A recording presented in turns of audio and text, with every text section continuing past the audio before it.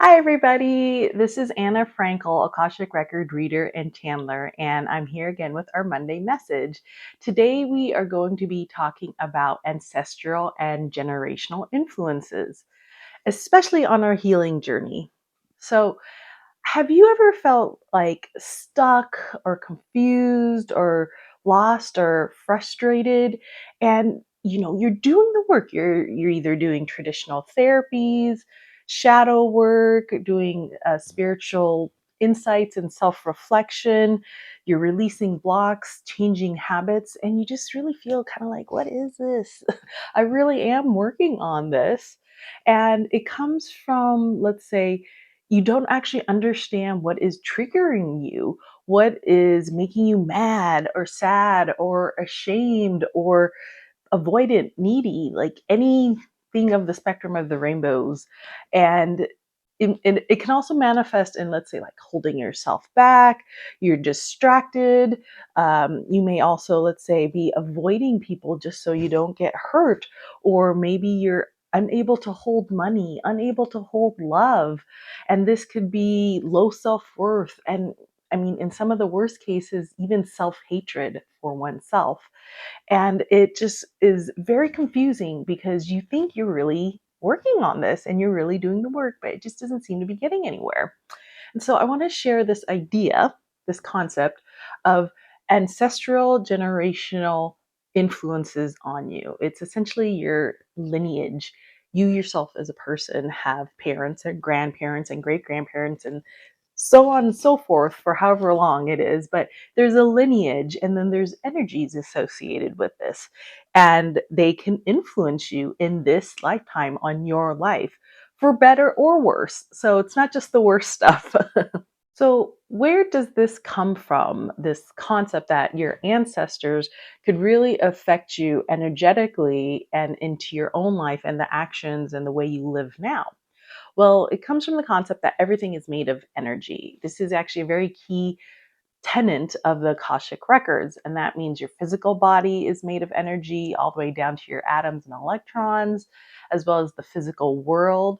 But also, there are energies associated with thoughts and emotions and ideas and places and actions and events and literally anything and everything has an energetic footprint essentially. So generally you have these energies, of course, in this lifetime, but actually even from your own past lifetimes and even actually potential futures. So there's no reason that there shouldn't be energetic linkages between yourself and your ancestors, again, for better or for worse. So certainly your parents, your grandparents, your great grandparents, even maybe, they have influenced you a lot. And in a conscious way, it's very obvious. So, for example, there's culture, there's religion, there's even just ways you do things. Like, do you put your toilet paper over or under, or preferences? Like an example I have, it's a little silly, but I did not actually try Indian food until I was in college. And it just solely was because my mother did not like Indian food. And so therefore we never ate Indian food. And I had no concept that, hey, this is actually very yummy and I really like eating it and it's great. But these are the types of ways that consciously you actually may already be energetically affected in terms of your thoughts, beliefs, actions through your family sphere already. And this actually comes just from something seeming to be normal because everyone in your family thinks it's normal, or you think everything is acceptable because they've always accepted it. And it's really just a fact that it's repetition. Is it really normal? Quote unquote. Is it really acceptable? Quote unquote. It's more just, it's always been there in front of you. It's been repeated so often in your childhood into your adulthood. It's just accepted without question. Except here comes you now along in your own healing journey, trying to live a life and follow the dreams that you want to live. And you may find some obstacles or frustrations or just unclear, unsure emotions, thoughts, feelings, actions, habits that happened to you, and you're just wondering, like, what the freak? Like, what is happening here? And really, the whole point of this is to start to understand yourself better, understand your triggers, and really to spend a little more time to question what is going on inside of you and then therefore reflect it on into your life. And certainly, there are many studies out there that show how environment and trauma actually does affect DNA. So this is science based. There are many studies. Please check them out. I don't have them off the top of my head here. But certainly, DNA can change based on things that are occurring to someone in their life. So, therefore, your parents, your grandparents, your great grandparents, they have all affected us because those things have affected them and their DNA. There was a fact that I had learned that absolutely blew my mind, and I thought was super wild when I first heard it. But we actually have been in our grandmothers. Like, you're like, Anna, what is this? What does this mean? So it means that the emotions and the thoughts and the feelings that your grandmother had actually been experiencing and going through is something that has actually had the chance to affect you. And how does this work? Well, if a grandmother is birthing a little girl, which would be your mother, and all little girls are actually born with all the eggs that they're going to ever have in their entire lifetime. So your mother actually already had you as a little eggy inside of her as she was developing inside the womb. So then, as your grandmother is experiencing, you know, if there was traumas or bad emotions or things that really were just impactful to her, it could definitely affect the fetus, which as a female fetus could then affect the eggs that she has. So therefore, this is how energetically, that's one example of how this is a real concept to take into consideration during your healing journey. And also, fathers, if they have had instances during their childhood or into their adulthood of trauma or, again, impactful circumstances, it can affect their sperm. So, therefore, can affect the fetus again. So, scientifically, this concept of energy flowing through between the generations of your lineage is real. And so, it is important in your own healing journey to take a pause and take a look and understand how this may or may not be affecting you. So, when you're on your own personal healing journey, and this is very important, I just want to be clear, you have to still take responsibility for your own shit. What that means is you cannot blame everything on your parents or your ancestors and just call it a day and sit back and then just throw your hands up and be done. No, you still have to take the responsibility that you are your own autonomous human being here in this lifetime who gets to make your own choices. Does it mean it's unaffected by the world around you or, again, by this generational ancestral lineage? No. We, of course, as humans, get affected by anything that is coming into our sphere of awareness and consciousness. And so it's important that we understand, yes, the conscious things that are coming at us.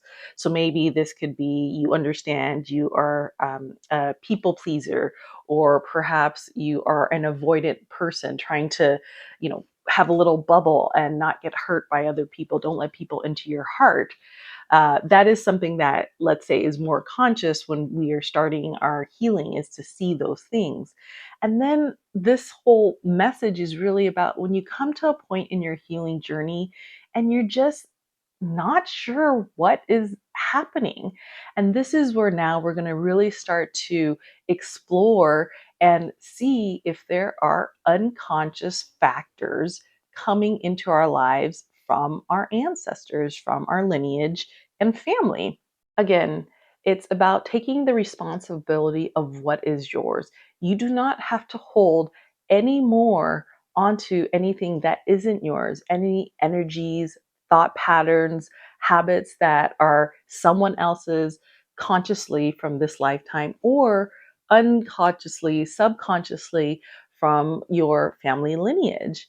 And this is not about blame. We're not sitting here blaming and being like, oh my God, you ancestors, grr, you know. Sorry, that was terrible.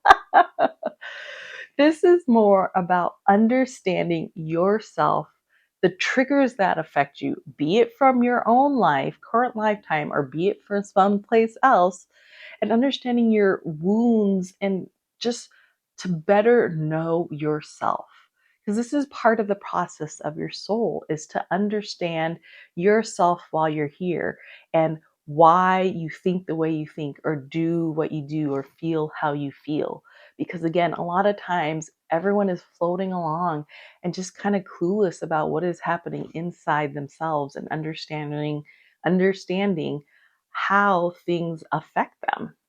So, I just want to say, to be very honest, in my personal healing journey, when I came to this point, I feel very much more zen about it now. But at the time, I was pissed. I was super, super pissed at my ancestors because I felt like I had been burdened by this. It felt like a large a piece of baggage. No, it was like a whole suite of luggage that I was carrying around, honestly. And was that a fair response to this when it came up in my healing journey? Fair or not, it was the truth of what I felt at the moment. So, if you had watched my video on how to be kind with yourself, this is one of the things. Give you grace, yourself the grace to feel what you're going to feel and to have the breadth of range of feeling from A to Z and anything in between. So yes, at first I had a lot of anger, I had a lot of frustration, and then sadness because it was a learning experience to know that some of the things that I felt or was going through in my current lifetime really came from somebody else because I was like, this is not my jam. This is not my shit, dude.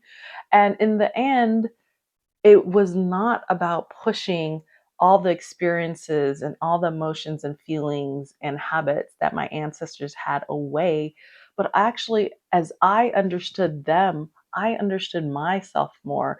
And I could see it from the 10,000-foot view. I could understand more myself because I understood what they had gone through and why those energies, which had been pulled into my lifetime now, this lifetime, affected me in those ways because I was like, oh, they never had a chance to feel safety and safe and secure in themselves. And actually, they didn't even feel safe and secure in their physical world.